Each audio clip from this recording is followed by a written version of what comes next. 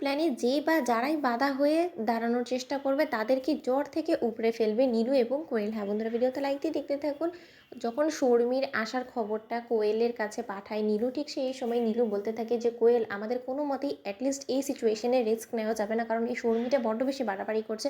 তুমি জানো আজকে রাই দিদিভাই যেখানে কিনা ও কোর্টে সাবমিট করতে চলেছিল ওর এবং অনিক দাদাভাই ডিভোর্স পেপারসটা, সেখানে ও নিজের সিদ্ধান্তটা বদলে দিয়েছে। তাহলে নিশ্চয়ই তুমি বুঝতে পারছো এরকমই যদি চলতে থাকে তাহলে তো যে কোনো দিন রাই দিদিভাই নিজের মত পাল্টে দিতে পারে। ও যদি একবার এই ডিভোর্স পেপারসটা ছিঁড়ে ফেলে তখন কিন্তু কোনো মতেই ওকে অনির্বাণ দাদাভাইয়ের কাছে আরও একবার ফিরে যেতে তুমি ওকে আটকাতে পারবে না। তাই আমি তোমাকে বলে দিচ্ছি যে যত শীঘ্রই সম্ভব তুমি তোমার এবং অনিক দাদাভাইয়ের বিয়ের দিনক্ষণ ঠিক করে বিয়ের পিড়িতে বসে যাও, কিন্তু তারও আগে ওদের দুজনের একটা ব্যবস্থা করো, নয়তো বা আমরা ফেসে যাবো। অন্যদিকে কথা বলা মাত্র কোয়েল বলতে থাকে যে কার কথা বলার চেষ্টা করছো বলো তো নীলু, পরিষ্কারভাবে বলো, আমি তোমার এই হেয়ালি কথা না কিছু বুঝতে পারছি না। তখন নীলু বলতে থাকে যে কি আবার, ওইদিকে তো তোমার যে উঠবি শাশুড়ি মা সে তো তোমার পিছনে উঠে পড়ে লেগেছে যে সে কোনো মতেই তোমার সাথে অনিদাদাভাইয়ের বিয়েটা হতে দিবে না, আর এদিকে শর্মী উঠে পড়ে লেগেছে যে ও রাই দিদিভাই এবং অনিদাদাভাইয়ের বিয়েটা ভাঙতে দেবে না। তাহলে নিশ্চয়ই তুমি বুঝতে পারছো যে এরা দুজনই হলো গিয়ে মূলত এখন আমাদের পথের কাঁটা হয়ে দাঁড়িয়েছে। তাই ওদেরকে যদি আমরা জ্বর থেকে না উপড়ে ফেলি তাহলে আমাদের সমস্যা কোনোদিনও সমাধান হবে না, আর আমরা কোনোদিনও আমাদের প্ল্যানটা এক্সিকিউট করতে পারবো না। তাহলে নিশ্চয়ই তুমি এটা বুঝতে পারছো যে তোমার সেই অনির্বাণ দাদাভাইয়ের কাছে আরও একবার বিয়ের পিড়িতে বসা সেই স্বপ্নটা দুমড়ে মুচড়ে শেষ করে দিবে।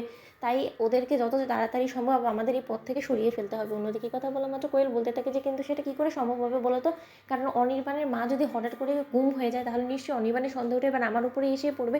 তখন নীলু বলতে থাকে যে একদম তুমি এসব নিয়ে টেনশন করো না, এই দিকটা আমি ম্যানেজ করে নিব, তুমি শুধু আমার প্ল্যান অনুযায়ী চলো, বাদবাকিটা কী করে এক্সিকিউট করতে হবে সেটা আমি তোমাকে পরে বুঝিয়ে দিব, কিন্তু যে করেই হোক না কেন ওই মহিলাটাকে সরিয়ে দিতে হবে, কারণ ওই মহিলা থাকতে তুমি কোনোদিন অনিক দাদাভাইয়ের সাথে বিয়ের পিড়িতে বসতে পারবে না, কারণ সে একের পর এক চেষ্টা চালিয়ে যাবে যে করেই হোক না কেন অনিক দাদাভাইকে তোমার কাছ থেকে সরানোর জন্য, কারণ সে তো তোমাকে আলটিমেটাম দিয়ে দিয়েছে যে সে জীবিত থাকা অবস্থায় কোনো মতেই অনিক দাদাভাইয়ের সাথে তোমার আরও একবার বিয়ে হতে দিবেন না। তাহলে না হয় সে মরেই না হয় তার ছেলের এই স্বপ্নটা পূরণ করুক, যে তার ছেলে তো নিজেই বলেছে যে সে আরও একবার তোমার সাথে জীবন শুরু করতে চায়, তাহলে না তোমাদের নতুন জীবনের অধ্যায়টি এরকম করেই শুরু হোক।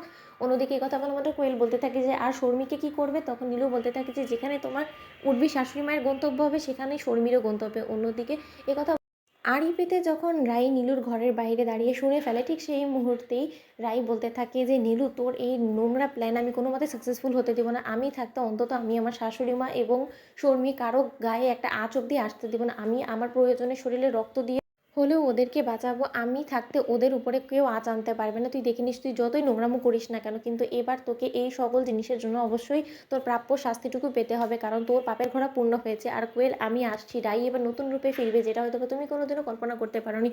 তো বন্ধুরা, ভিডিওটি ভালো লেগে থাকলে অবশ্যই লাইক কমেন্ট শেয়ার করো, সাবস্ক্রাইব করতে ভুলো না।